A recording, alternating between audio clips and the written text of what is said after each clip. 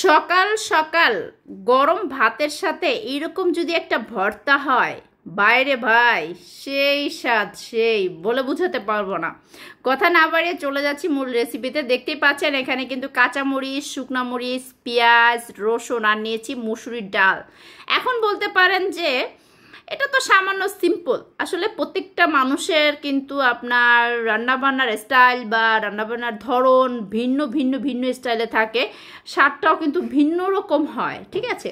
তো যাই হোক, আজকের রেসিপিটা আশা করি আপনাদের ভালো লাগবে এবং সিম্পল ভর্তাটা সিম্পল হলেও টেস্টটা কিন্তু একটু ডিফারেন্টই হবে আশা করা যায়, ঠিক আছে। তো সুন্দর মতো ডালগুলো কিন্তু আমি ধুয়ে আমি কিন্তু চুলার পরে বসিয়ে দিলাম। একদম মানে শুধু ডাল, আমি এখানে একটু লবণও দেবো না, শুধু ডাল পানি দিয়ে সেদ্ধ করে নেব, ভালো মতো সেদ্ধটা করে নেব।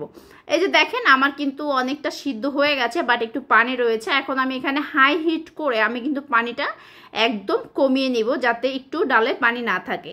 এভাবে আপনার শুকনো শুকনো করে নিতে হবে। তো আমি কিছুক্ষণ ওয়েট করার পরে এই যে দেখেন আমার ডালটা কিন্তু একেবারে শুকনো শুকনো হয়ে গেছে। এখন আমি চলে যাব পরবর্তী স্টেপে। এই যে এখানে আমি একটা কড়াইতে তেল নিয়ে নিচ্ছি। এখানে কিন্তু খুব ইম্পর্টেন্ট একটা জিনিস আছে, আমি বলছি আগে দেখে নেন। তো দিয়ে দিচ্ছি এখানে বেশ কিছু শুকনা মরিচ। এখন আমি এখানে শুকনা মরিচগুলো সুন্দর মতো টেলে নিচ্ছি। টেলে আমি একটা বাটিতে এটাকে তুলে রাখবো, একদম সাইড করে রেখে দিব। আর সামান্য একটু লবণ দিয়ে রেখে দিব, যাতে এটা মানে না হয়ে যায়, ঠিক আছে, মচমচটা না হয়ে যায়। তো যাই হোক, আমি এখন এই যে এইখানটাতে আমি এখানে দিয়ে দিচ্ছি বেশ কিন্তু রসুন, ঠিক আছে। রসুনটা কিন্তু অবশ্যই দেখতে পাচ্ছেন একটু বড় বড় মানে করে রেখেছি, অবশ্যই এরকম বড় বড় দিতে হবে। তারপর দিয়ে দিচ্ছি কাঁচামরিচ, সেটাও কিন্তু আমি কুচি কুচি করে দিয়েছি, বাট বড় বড় সাইজ। তারপর দিচ্ছি পেঁয়াজটাও কিন্তু আমি বড় বড় সাইজ রেখেছি। অবশ্যই কিন্তু এইভাবে এরকম একটু বড় বড় সাইজে করে দিতে হবে, তাহলে আসলে যখন ভর্তা দিয়ে ভাতটা খেতে যাবেন তখন কি হবে, এই যে পেঁয়াজ, রসুন, মরিচ টালাটা যখন মুখে পড়বে মানে খুব সুন্দর একটা ফ্লেভার আসবে, দাঁতের নিচে যখন পড়বে খুব ভালো লাগে। আমি আসলে এরকমভাবেই সবসময় ভর্তা বানাই, খুব ভালো লাগে আমার কাছে। এটা যখন কাঁচা গন্ধটা চলে যাবে ওই পর্যায়ে গিয়ে এখানে বেশ কিছু আমি এখানে ধনে পাতা অ্যাড করব। হ্যাঁ, ধনে পাতাটা আপনারা চাইলে একদম কাঁচাও দিতে পারেন। তো যাই হোক, অনেকে কাঁচা গন্ধটা আসলে পছন্দ করে না বা কাঁচা খেতে পছন্দ করেন না, সেই ক্ষেত্রে এইভাবে এখানে একটু টেলে নেবেন। আমি 1 মিনিটের মতো ধনে পাতাটা কিন্তু সুন্দর মতো টেলে নিচ্ছি।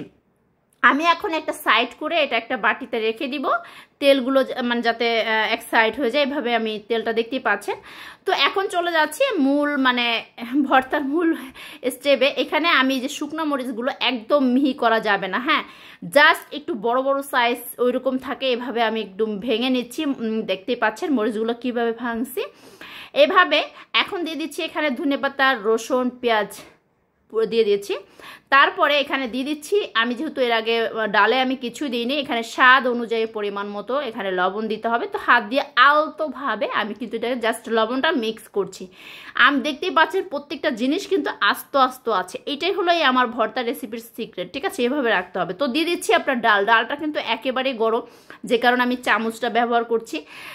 কারণ বিশ্বাস করেন আমার না খুব ক্ষুধা পেয়েছে, আমি তাই তাড়াতাড়ি খেতে যাচ্ছি। তো যাই হোক, আমি চামচ দিয়ে সব মশলার সাথে আমি কিন্তু ভর্তাটা মিক্স করে নিচ্ছি। এখানে কিন্তু আপনার আছে না, শিল্পটায় বাড়তে হবে না, কিছু করতে হবে না, জাস্ট চামচ দিয়ে আমি মিক্স করে নিচ্ছি, দেখতেছেনই তো। তো এইভাবে আসলে খুব সিম্পলিভাবে, ইজিভাবে, খুব সহজভাবে ভর্তাটা কিন্তু আমার হয়ে গেল। তো যাই হোক, ভর্তায় কিন্তু একটা জিনিস আসলে না দিলেই নাই, বলেন তো কি, আমি বলে দিচ্ছি, সরিষার তেল, খাঁটি সরিষার তেল আসলে না দিলে ভর্তা আসলে মজা হয় না। তো আমি এখানে বেশ কিছুটা খাঁটি সরিষার তেল আমি এখানে দিয়ে দিলাম। এখন আমি এটা চামচের ধারা সুন্দর মতো কিন্তু মিক্স করে নিচ্ছি। হ্যাঁ, বিশ্বাস করেন গরম ভাতের সাথে ভাই এরকম একটা ভর্তা হলে আমি 2-3 প্লেট ভাত অনায়াসে খাইয়ে ফেলতে পারবো। এই যে দেখেন ফাইনালি লুক। হ্যাঁ, আমি কিন্তু এখন খাওয়া শুরু করে দিব। বাই বাই, টাটা, আল্লাহ হাফেজ, আজকে পর্যন্তই।